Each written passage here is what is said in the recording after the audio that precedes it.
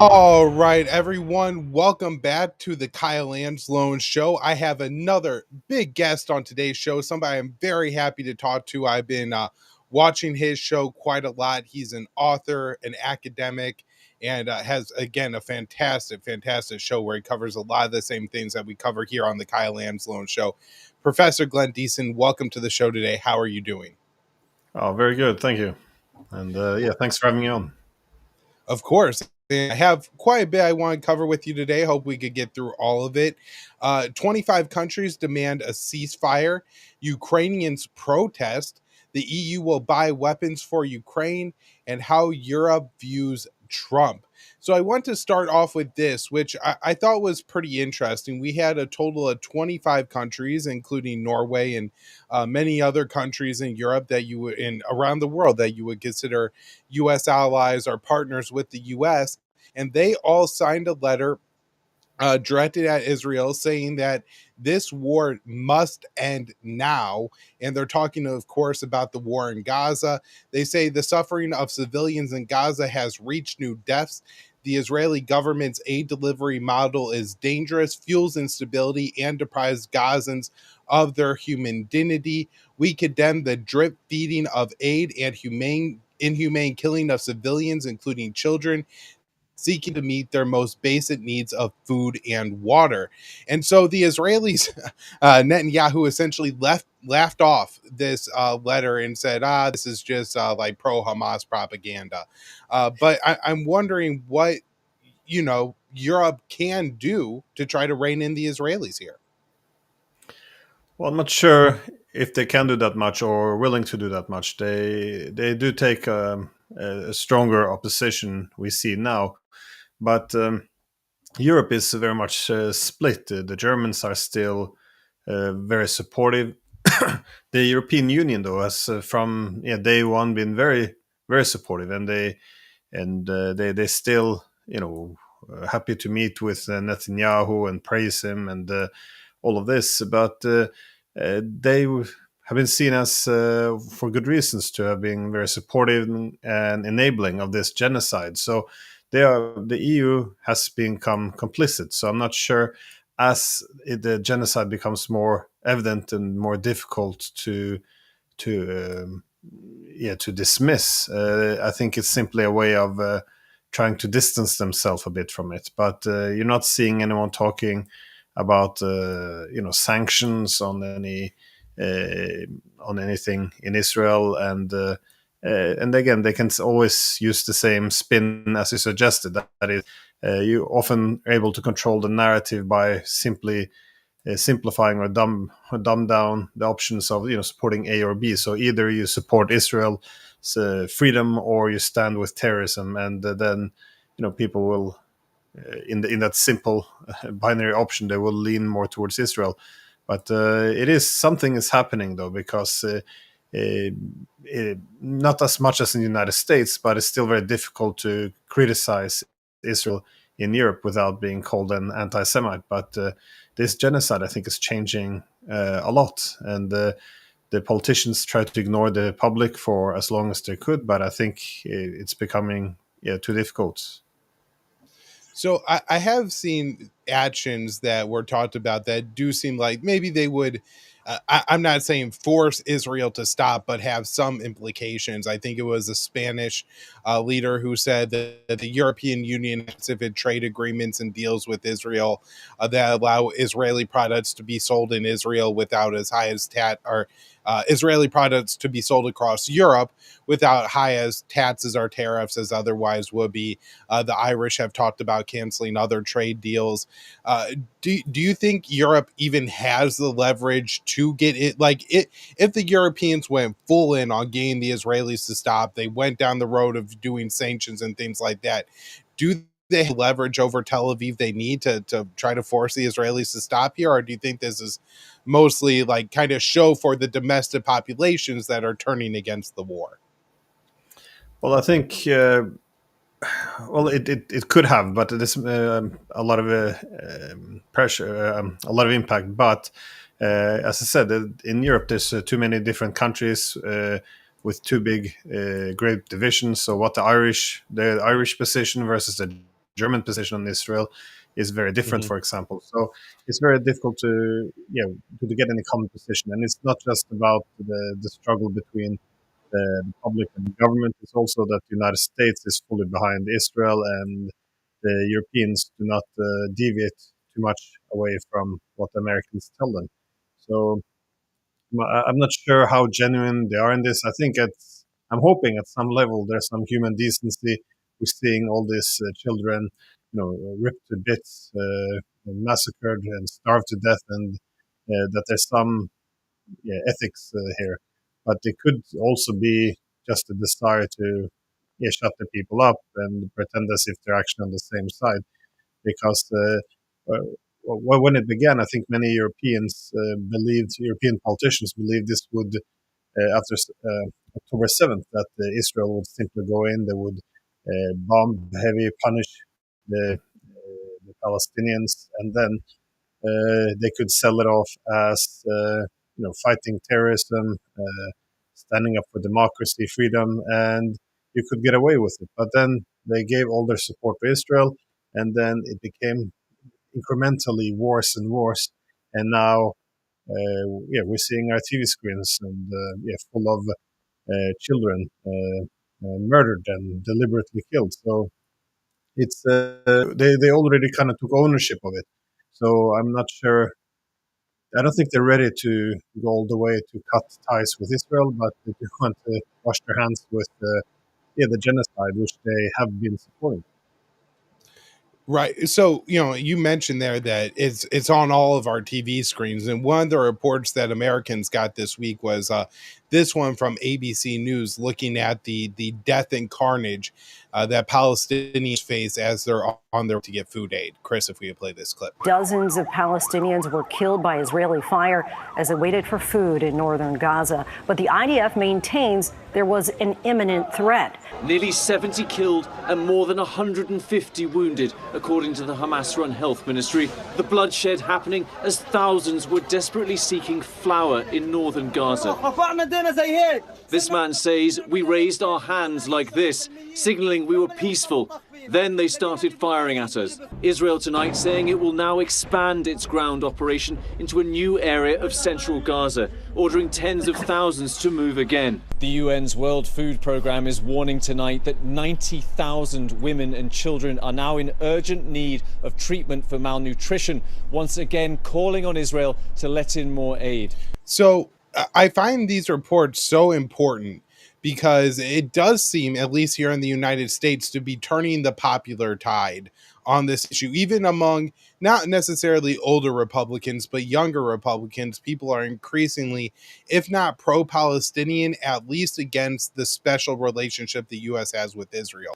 And so I'm wondering, I know you probably can't speak for all of Europeans, but even just in Norway, to what extent do you think that the Israeli operations are turning the civilians, the average people in European countries against Israel, and kind of reflects the support that Israel has always gotten from most Europeans and Americans? Well, I think in Europe it has a lot of the same effects as you see in the United States, because in the US it's never really been permitted to criticize Israel in this way. It would be very harshly punished. But now you see a lot of leading media personalities going out and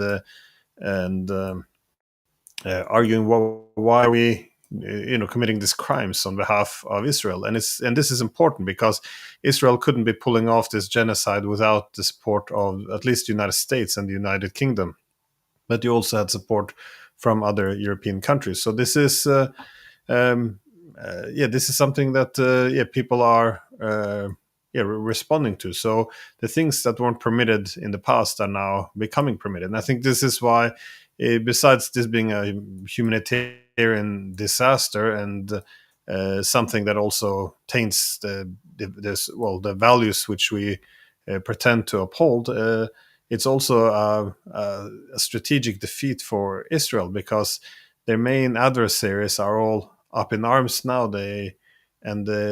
Israel's closest allies are now distancing themselves from Israel. So it's just a disaster for Israel on many levels as well. So this doesn't seem rational in any way. Definitely agree with you about not seeming rational in any way. I do want to turn our attention now to the war in Ukraine, where we've had a fairly interesting development over the past day or so. The Ukrainian President Zelensky signed a bill into law that really neutered or kneecapped a couple of anti-corruption agencies that existed in Ukraine. I think the pretext of, oh, they're kind of doing Russia's bidding, and this led to some fairly major protests breaking out in Ukraine. There's this article from Axios that explains Zelensky neuters corruption watchdog and sparks protest.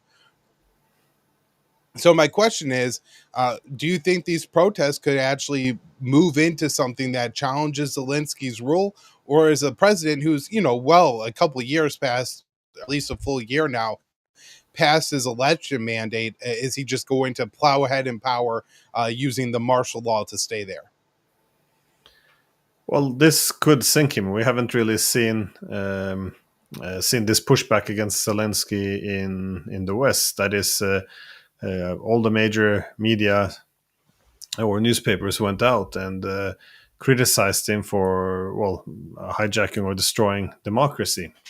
So there is a more and more pressure mounting on him. But I think there's also other, desires to push him aside, because it's very difficult to reach a peace in Ukraine as long as Zelensky is there. So I think Seymour Hersh had a report now recently in which it was stated that the United States was planning to have Zelensky replaced. So Washington had allegedly decided that Zelensky has to go, and they will want to replace him with General Zelensky, simply because the war is seemingly entering its final stages, but Zelensky still doesn't want to budge. He doesn't want to make any concessions. So the concern is that this is then heading towards a collapse.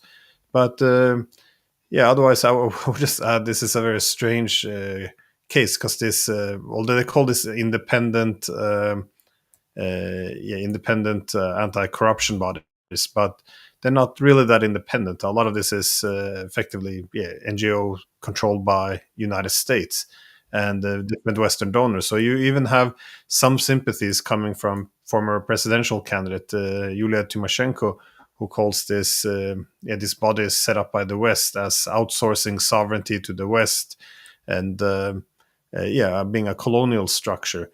And I do think I mention it because I do think that is something you might see as the war comes to an end as well, that the Ukrainians will become more vocal about what happened since 2014, which is they've been governed effectively more and more by Western countries as a proxy, as a colony. And this is something, for example, General Prosecutor Viktor Shokin criticized as well.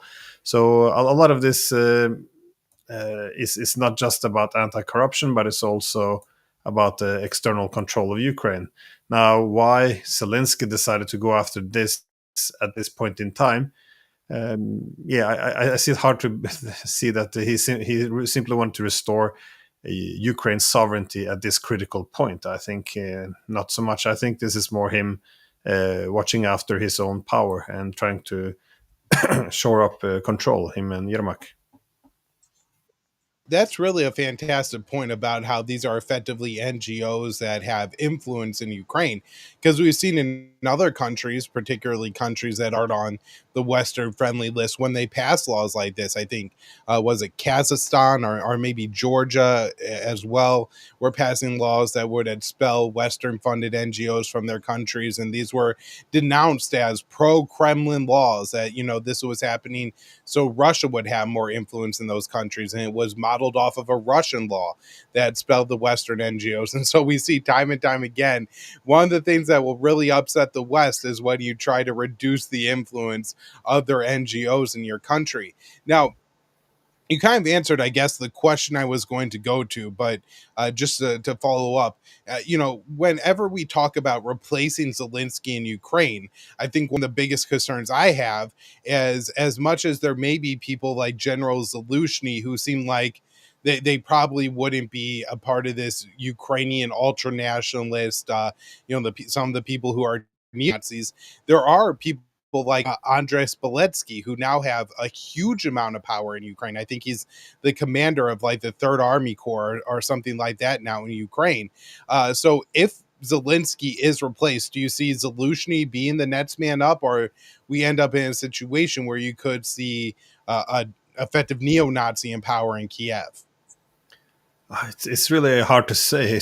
And I think anything could happen. There's a lot of divisions within Ukraine, which has been held together by the common goal of hoping to defeat Russia. But you already see some of these fractures emerging now. You have, of course, the political class. You have then Zelensky.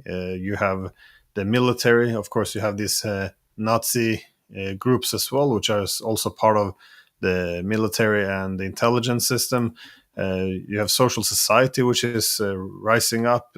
It's very difficult to see how a lot of these conflicting forces now are gonna harmonize once it becomes evident that the war has been lost, and the war has been lost. So now, given that they don't have the common objective anymore, what's going to happen with the different groups? And I think you're going to see more and more fracturing. That's why I think the time for a peace agreement has been lost, to be honest. So I think now it's either going to be Ukraine being defeated on the battlefield, or there's going to be a political collapse. So I don't think it will be so easy simply to have Zelensky go and shoe in someone else, because I think there would be too much pressure. And again, it's unclear what direction America wants to take them in as well.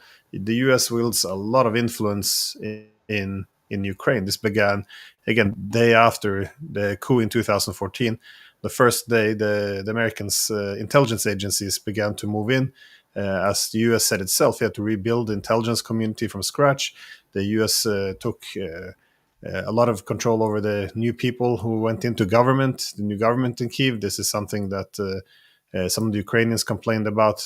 Indeed, in 2014, the new finance minister was actually an American from the Yaresko, from the previously worked at the U.S. embassy in Ukraine. And, they took part, the military, the intelligence agencies. They began to organize the main NGOs in the country, which would be able to put a check on Zelensky. They would mobilize and train these fascist groups. And so across the board, there was a huge control over Ukraine. So it also depends if the United States is able to hold this thing together after Zelensky goes. But I think they do recognize it's time for him to go. Well, it certainly seems that we have gotten to that point. I had always wondered if maybe Zelensky had almost, kind of signed the end of his administration, if not his own death certificate, when he made Zelensky the ambassador to the UK, where I felt like he would have good access to the UK and the Americans to lobby that, he should be ushered in as the next leader of Ukraine. So I wouldn't be surprised if we end up going in that direction. And again, at least he's not like an avowed neo-Nazi and doesn't have that mark against him. Now, one of the big problems it seems like the Ukrainians are going to have in maybe the coming weeks or coming months is a lack of military equipment. And Trump, the American president, has been somewhat reluctant to just use American dollars to buy more weapons for Ukraine. And so it seems that a new scheme has been cooked up to get weapons to Ukraine. I want to play this clip from Marco Rubio, then get your thoughts. The president says that there's going to be an announcement coming relevant or relating to Russia on Monday. Can you tell us a little bit about what his thinking is based on your conversation last night, where things currently stand? No. I mean, that's what Monday will be about. He did say that there's a new agreement between the U.S. and NATO to get new U.S. weaponry through NATO to Ukraine, and NATO is going to fully pay for that, according to the president. Can you explain to us exactly, number one, how that's going to work, and when those weapons, as part of this agreement, will actually get to Ukraine? Well, I think what you're referring to is something that Ukraine has already offered, and so has Europe, and that is to buy weapons from the United States and then provide them to Ukraine. At the end of the day, that some of the systems that Ukraine requires are systems that Europe doesn't make. They would have to purchase them from the United States. In addition to that, I would point to the fact that a number of the defensive weapons that Ukraine seeks our allies in NATO have them. So as an example, Germany, I believe, has 13 or 14 Patriot batteries. Other countries do as well, Spain, others, and some have placed orders for that.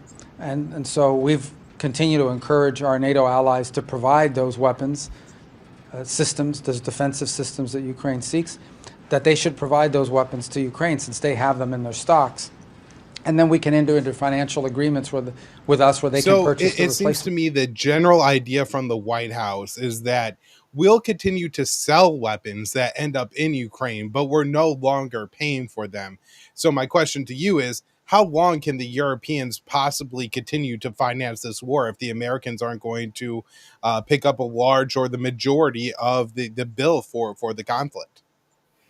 Well, not very long at all. And you already have some countries, probably Italy, saying that they will not participate in this because they don't have the money. And this is part of the problem. That is, Europe will buy weapons from the United States to send to Ukraine to fight the Russians. However, the Europeans don't have the money to buy these weapons, and more country leaders also recognizing it's too big of a political liability to even do this, even if they had it. Second, the US doesn't really have the weapons. They're referring to all this. I saw an interview by Trump, or where he was making comments about all these Patriot systems which can be sent.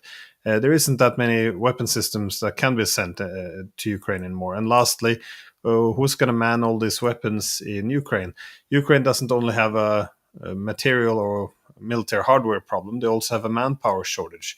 There's a huge lack of people. The front lines are thin. The Russians are introducing more and more soldiers to open up new front lines. The most recent one, another one in Kharkov, simply to stretch out the Ukrainian forces, which makes it easier to surround large groups of soldiers for larger cities to fall.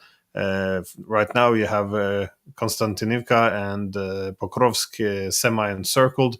So you do have this, and then of course this has cascading effect, and the manpower problem will only be worse and worse. So there's no money, there's no weapons, no one can man it, and even if the United States would do this, sell these weapons, it's not as if they make a transaction and that's theirs. They have no more involvement. A lot of these weapons will require U.S. intelligence for targeting, so the U.S. will still be pulled into the war. And I think this is what the Europeans are after. They're worried that Trump would exit the war, and they would like to find a way of pulling America into this war, with the belief that if you can just keep it going for a little bit longer, then something might happen down the road, and it would maybe be another Cold War, something that something we could drag out maybe in the decades, and eventually believing we will come out on top. Again, this is all fantasy. None of these weapons or this will matter at all. The divides on the front lines are too huge. The Russians have a massive advantage, and that advantage is only growing. The casualties are also extremely favorable for the Russians, and it's only getting more and more favorable. So it won't make any difference. And I think it's just a desperate desire to do something, because they see the front lines falling quickly. They see that the Russians are now moving forward faster and faster. And again, this is what happens in a war of attrition. Once the enemy has been exhausted, that's when you go for the territorial advancements. And that's what the Russians are doing now. So a lot of strategic territories are being lost. My concern is what happens when the collapse comes. If there is no weapons to be sent, if there is no money, there's no Ukrainians to operate it, what will the Europeans do? What will the Americans do? In desperate times, people do foolish things. So there could be a very dangerous time ahead of us. Especially, I keep my eyes on the Germans might seek to send their own Taurus missiles. And again, I would say yet again, the Germans attacking Russia. So it's, as the war now begins to move closer and closer to Russian victory, there's reasons to be concerned about uncontrolled escalation. Yeah, I mean that's a really good point. I've been looking at this and really just thinking about from the Ukrainian perspective the fact that there were times that they could have probably gotten a pretty decent deal from Russia to end this conflict, or the West, particularly Washington, could have dealt with Moscow before the war even started. But now it looks increasingly like the Ukrainians are going to have some kind of, as you said, political or military collapse, at which point the Russians win the war and get to kind of dictate their terms. And so I'm wondering if you have any kind of predictions or thoughts on what the Russians really want in the end. I believe I heard Larry Johnson, maybe on your show, say that the Russians would essentially take the whole Black Sea coast of Ukraine all the way to Moldova, which is, of course, a breakaway region that's allied with Russia, Transnistria there. So do you think Russia's kind of going to go in that direction and take a lot of territory? Or do you think the Kremlin's going to look for something maybe more reasonable? Well, it depends. Again, it's worth noting that this wasn't originally a territorial dispute. That is a Minsk agreement. The Russians didn't lay claim to anything. The main idea was autonomy for Donbass, which would also have enabled neutrality. This is also what they were asking for after they realized that the Minsk agreement had failed after 7 years, and they invaded in 2022. When they met in Istanbul, as all the documents prove, the main thing the Russians were after was to restore Ukraine's neutrality, so they wouldn't have NATO on the border of Russia in Ukraine. Only yesterday I did an interview with the former CIA director for Russia analysis, George Bibi, and he was making this point as well. Like, it's important for the West to at least recognize that that this is the main motivations for the Russians. They need to stop NATO expansionism. They can't have hostile military bloc moving into Ukraine, as this would be too dangerous. So this is what they're going for. Now, I'm mentioning this because if we can't identify the source then of the conflict, then it's very difficult to look for solutions. Because Trump now recently began to argue, or Putin doesn't want peace. I'm very angry at him. But why? Well, because Putin didn't want to agree to this unconditional ceasefire. But it doesn't really make much sense, because if you Russia, the main reason why you went to war, why you have lost all these men over a 3-year period, is because you wanted an agreement which restored Ukraine's neutrality, put an end to NATO expansion. But why would the Europeans and the Ukrainians agree to a neutral Ukraine? The only reason they would is because they're suffering pending defeat on the battlefield. If you're going to have a ceasefire, where's the pressure? It goes away, and this becomes a frozen conflict where NATO slowly again rearm Ukraine, begin, or as the Europeans threaten, if there is a ceasefire, we can move in with our troops. We can, as a tripwire. We're not even talking about this anymore, which is kind of strange, because in the beginning of the Trump presidency, you had Hegseth coming in saying, okay, we need to have a neutral Ukraine, accept territorial concessions. Now suddenly Trump is going back to the ceasefire. It doesn't make any sense. If this doesn't change, if Russia believes there will be no peace agreement, what can it do if it considers this to be an existential threat to have NATO there? What it will likely do, what it will be in its interest to do, is to seize all the strategic territories which it can't afford NATO to use against against Russia in the future. Ideally, territory which is easy to hold as well. That means a more population favorable to Russia. So the historical regions of Russia. That means everything between Kharkov and Odessa. And I think this is then that would actually take them all the way to Pridnestrovia and Moldova. So I think this is the direction they're going. And the rest of Ukraine, they would likely seek to destroy most of the infrastructure. So it will be very disorganized and dysfunctional state, which can't be used against it in the future. This is going to be a horrible future for Ukraine, which is why if people care to Ukraine, the main thing that has to be done is take it out of this sphere, to have it as this instrument against Russia. As long as this is this dagger that can be used against Russia at any time, they will destroy Ukraine. This is what's happening now, and they will take a lot more territory.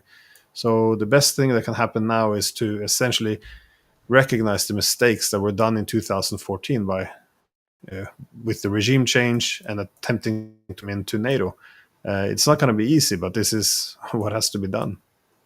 All right. So my last question is how do you think the Europeans are doing during the second Trump administration of, I think, understanding and courting Donald Trump? His first administration, they seemed very antagonistic. The German Chancellor Angela Merkel, there's that like kind of famous picture of her like leaning menacingly towards Trump. And, his whole first administration, I think, was really defined by his antagonism with Europe as far as his European policy went. Where this time around, you have Mark Rutte as the NATO Secretary General, and the whole alliance seems to be engaging in a lot more flattery and, kind of that type of engagement with Trump. So what are your thoughts on Europe's handling of Trump this time around? Well, I think you summarized it nicely. This is the strategy of the Europeans: just shower Trump with flattery, show complete loyalty, whatever he demands, tell him what a brilliant demand it is, and compliment him on the way he's ruling over the Europeans. And the main goal is then effectively to wait him out. So, and you see this is in many things is being done. For example, the 5%, Trump demands Europeans spend 5% of their GDP on the military. It's like, well, they of course they accept this. They say, yes, what a brilliant thing. Thank you for pushing us to do this. But again, this 5% will be met after Trump is gone. So it's not going to happen. You're already seeing some of the European states just shuffling some infrastructure projects into this 5%, calling it military, just to artificially boost and move towards this 5%. But it's not going to happen. Europe is in economic trouble. This will be the time to do it. Germany might try, actually, because they seem to have their industry and economy is going down the tubes, and they have this dream now, it seems, of militaristic Keynesianism, where they will essentially build weapons into prosperity. So, but no, I think you're right. There's just flattery and wait until he's gone, and maybe we'll get another Biden or a Kamala Harris or yes, something along those lines. Well, yeah, I don't know if you've seen Hunter Biden has been giving some interviews. It seems like maybe he's looking to enter the political arena, but that might have to be a subject for another interview. Professor Diesen, thank you so much for joining me on the show today. Everybody, I can't recommend his show enough. He has great interviews, like I said, with Larry Johnson, but as you mentioned, some people you don't see quite as often, like George Eby is somebody that you interviewed, and I thought that was a very insightful episode. So definitely check out his show and listen to all of his interviews, including the names that you might not recognize, because a lot of those guys have really interesting insights to add. Oh, thank you. All right, that's where we'll wrap it up. Thanks, Chris.